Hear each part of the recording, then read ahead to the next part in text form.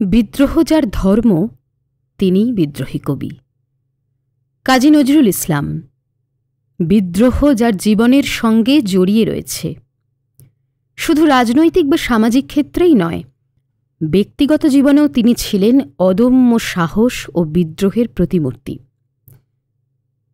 নিজে একনিষ্ঠ মুসলমান হয়েও বিয়ে করেছিলেন এক হিন্দু নারীকে, তাও আবার ধর্ম পরিবর্তন না করেই। তৎকালীন সমাজে এ ছিল এক অভাবনীয় ঘটনা। এমন বিদ্রোহী প্রেমের গল্প নিয়েই আজকের পর্ব।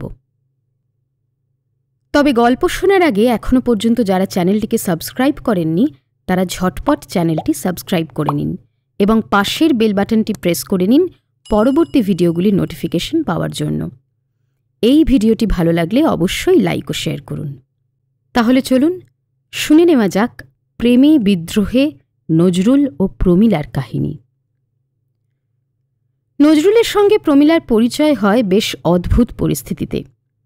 নজরুলের প্রথম বিয়েতে আমন্ত্রিত অতিথি হিসাবে পরিবারের অন্য সদস্যদের সঙ্গে উপস্থিত ছিলেন প্রমীলা সেনগুপ্ত। যদিও সে বিয়ে শেষ পর্যন্ত হয়ে ওঠেনি। সৈয়দা খাতুন, নজরুল যার নাম দিয়েছিলেন নার্গিস, তার সঙ্গে শেষমেশ নজরুলের বিয়ে ভেঙে যায়। বিয়ে ভাঙার পর নজরুল আশ্রয় গ্রহণ করেন কুমিল্লার কান্দির পাড়ে বিরজাসুন্দরী দেবীর বাড়িতে, যে বাড়িতে থাকতেন গিরিবালা দেবী এবং তার কন্যা প্রমীলা সেনগুপ্ত। ত্রিপুরা রাজ্যের নায়েব বসন্ত কুমার সেনগুপ্তের দ্বিতীয় স্ত্রী ছিলেন গিরিবালা দেবী। স্বামী মারা যাওয়ার পর একমাত্র সন্তান প্রমীলাকে নিয়ে গিরিবালা দেবী আশ্রয় নেন দেবর ইন্দ্রকুমার সেনগুপ্ত ও বিরজাসুন্দরী দেবীর কান্দির পাড়ের বাড়িতে। প্রমীলার ডাকনাম ছিল দোলন, কেউ কেউ ডাকতেন দুলি নামে। 1921-22 সাল নাগাদ কুমিল্লায় প্রায়ই যেতেন নজরুল।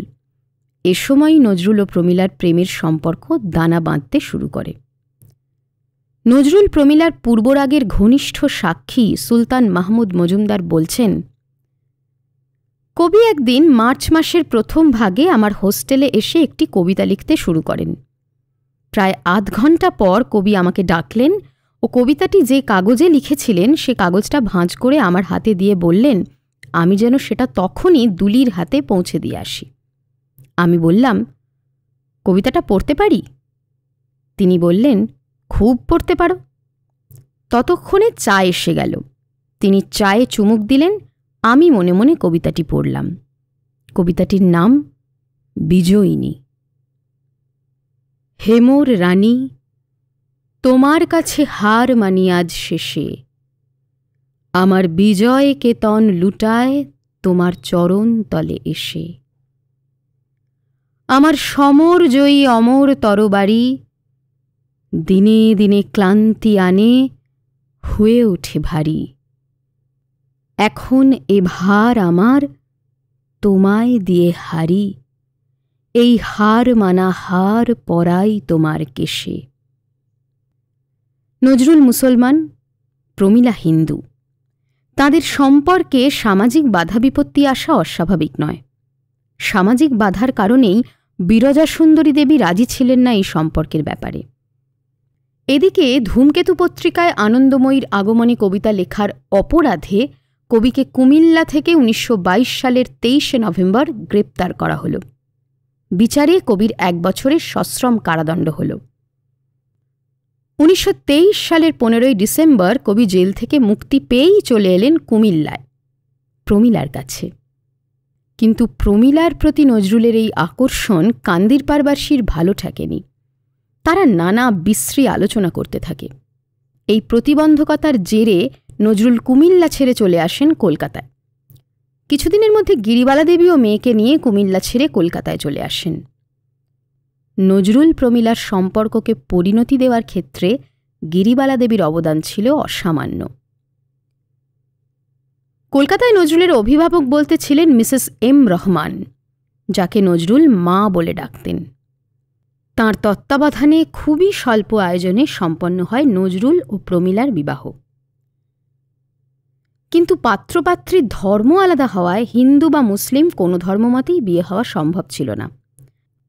অগত্যা 1924 সালের 25 এপ্রিল কনেকে আহলে কিতাব পরিচয়ে 1000 টাকা দেনমোহর ধার্য করে বিবাহ সম্পন্ন করা হয়। কিন্তু প্রমীলার ধর্ম পরিবর্তনের কোনো চেষ্টাই সেখানে করা হয় না। এই ঐতিহাসিক বিবাহটি হয়েছিল কলকাতার হাজি লেনের 6 নম্বর বাড়িতে। এই বিয়ের কারণে সমাজের ব্রাহ্মণরা বেজায় চটে যান নজরুলের ওপর। সমালোচনা কুৎসার ঝড় বইতে থাকে। কিন্তু ভালোবাসার বন্ধনে আবদ্ধ নজরুল ও প্রমীলা সমস্ত বাধা বিপত্তি পার করে আমৃত্যু একে অপরের পাশে থাকেন। বিবাহ পরবর্তী সময়েও তাঁদের দাম্পত্য জীবনে নানা প্রতিকূলতা বারবার আঘাত করেছে। কিন্তু সব প্রতিকূলতাকে জয় করে নজরুল ও প্রমীলার প্রেম উজ্জ্বল থেকে উজ্জ্বলতর হয়ে উঠেছে। পক্ষাঘাতগ্রস্ত হয়ে পড়ার পরেও প্রমীলা দেবী অসুস্থ স্বামীর সেবা যত্ন করেছেন পরম মমতায়। কবি নিজে তখন দুরারোগ্য স্নায়ুর রোগে আক্রান্ত। খাওয়ার সময় কবিকে প্রমীলা দেবীর কাছে নিয়ে যাওয়া হতো। কবিপত্নী 1 ফুট উঁচু তক্তপোষে শুয়ে অর্ধশায়িত অবস্থাতেই নজরুলকে নিজের হাতে খাইয়ে দিতেন। অন্যদের সহ্য করতে না পারলেও নজরুল স্ত্রীর কথা সব সময় শুনতেন। নজরুলের পুত্রবধূ কল্যাণী কাজীর লেখা থেকেও প্রমীলা দেবীর অসীম মনোবল ও স্নেহশীল স্বভাবের পরিচয় পাওয়া যায়। প্রমীলা দেবীর শেষ ইচ্ছা ছিল তাঁকে যেন তার স্বামীর পাশেই কবর দেওয়া হয়, যদিও তাঁর সেই ইচ্ছা পূরণ করা সম্ভব হয়নি। অবশ্য তাঁরই ইচ্ছানুসারে মৃত্যুর পর তাঁকে কবর দেওয়া হয় নজরুলের জন্মস্থান চুরুলিয়ায়। কিন্তু নজরুলের মৃত্যুর পর তাঁকে প্রমীলার পাশে কবর দেওয়া সম্ভব হয়নি। মৃত্যু এই দুই ভালোবাসার মানুষকে বিচ্ছেদের পথে নিয়ে গেলেও জীবদ্দশায় নজরুল তাঁর সৃষ্টির মাধ্যমে তাঁর হৃদয়ের বিজয়িনীকে চিরভাস্বর করে তোলেন। তাঁর প্রমীলা বা দোলনের নামে তিনি উৎসর্গ করেছিলেন তাঁর দ্বিতীয় কাব্যগ্রন্থ দোলন চাঁপা। এই ছিল প্রেমের কবি কাজী নজরুল ইসলামের তাঁর স্ত্রী প্রমীলা দেবীকে দেওয়া শ্রেষ্ঠ উপহার।